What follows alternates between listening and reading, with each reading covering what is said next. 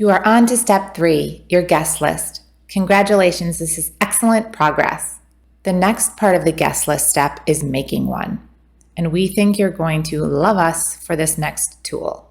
The AMH Wedding Guest List Template and Tracker is going to make your guest list making life so much easier.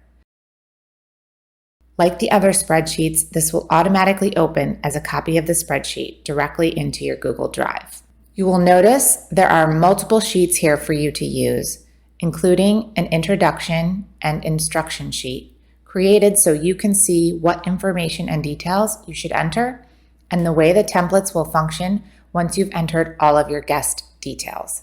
The main guest list sheet is the foundation for all of the calculations and the tracking, as well as the source for all of the other content that is automatically pulled onto the other sheets. Don't worry, we will get into all the details on the additional sheets in the next sections. But first, let's enter in your wedding name and wedding date.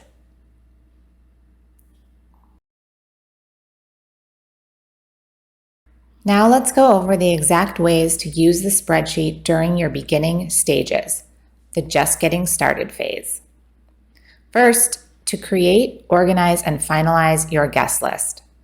We created the ultimate template to ensure you gather and accurately enter all of the necessary details for your invited guests. First, you're going to want to enter in everyone you're considering inviting. I recommend just making a comprehensive list. There are a lot of valuable details included on this spreadsheet, but to simplify things a bit as you are using it for different steps in the process, we have grouped columns together so you can collapse sections when you don't need to see them. So let's collapse the mailing details for now. Just head to the gray bar at the top of the spreadsheet and click the minus sign of the group you want to collapse. Now you can enter guest names and categorize them. Because the intention is for the list to be seamlessly used for your invitations once complete, we recommend formatting guest names per household as they will be printed. For the list category, you can reference these and update or define your own on the Define Categories sheet. You can create as many as 6 categories. Once you set your categories, go back to the main guest list sheet and just click the arrow and select from the drop-down menu. The last entry necessary for creating this initial comprehensive list is to enter in the number of people invited.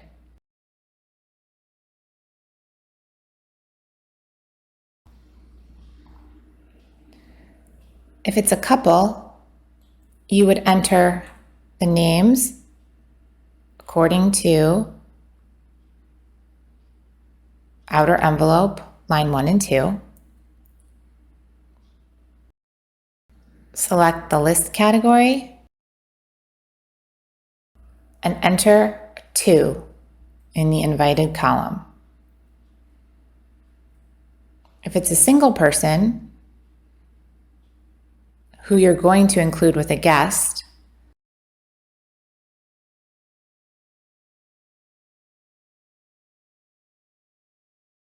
you would also enter 2. Once you have the guests' names, list category, and number invited complete, you can then look at the tracking summary box for the total number you have listed to invite, and you can click over to the guests by list category and see summary totals.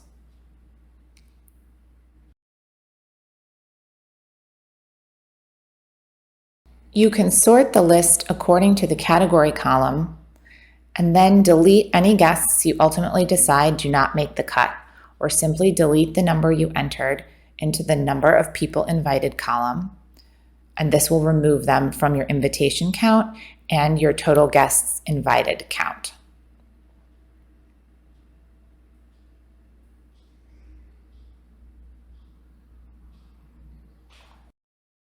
The next way to use the spreadsheet is as a source for invitation envelope format for printing or calligraphy. Once you have the list pretty well set as far as who's making the cut, Now is the time to make sure you properly format guests' names and include all of the necessary mailing details. Let's walk through the columns of the guest list details together to make sure it is all clear before you begin, because entering everything accurately and thoroughly is the key to utilizing all of the built-in functionality of the template and tracker. The guest list details section. You'll simply enter details for each guest, couple, or family into each row, filling in all the appropriate columns. The spreadsheet is intended to be formatted for seamless use when you are ready to send your invitations. So as mentioned, the columns of the spreadsheet are designed for you to input the guest details exactly as they will be printed on the envelopes of each invitation. Outer envelope, line 1 and 2, inner envelope, line 1, inner envelope, line 2 if needed. The last column is here for your use for sorting the guest list, which will be essential at various points throughout the planning, so be sure to fill that in.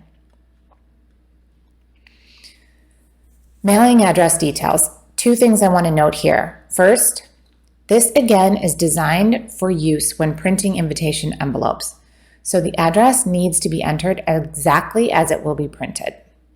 Traditionally, this means you spell everything out. No abbreviations. Once you have the proper details completed, you can click over to the invitation sheet for a clear and simple list that includes only invited guests that you can then provide to your stationer or use yourself for your invitation envelopes. For any of you a little lost when it comes to outer envelopes, inner envelopes, how to format names and addresses, you can use the detailed guidance we have provided on the introduction and instruction sheet for traditional invitation etiquette for addressing your envelopes. Obviously, adjust or modify any tradition that is not aligned with the feel you have in mind for your wedding. These are just some structured guidelines here for your reference. Whatever level of formality and formatting you decide, if you are not going to have inner envelopes, reference the invite etiquette for instructions when using outer envelopes only for suggested modifications to entering your guest details.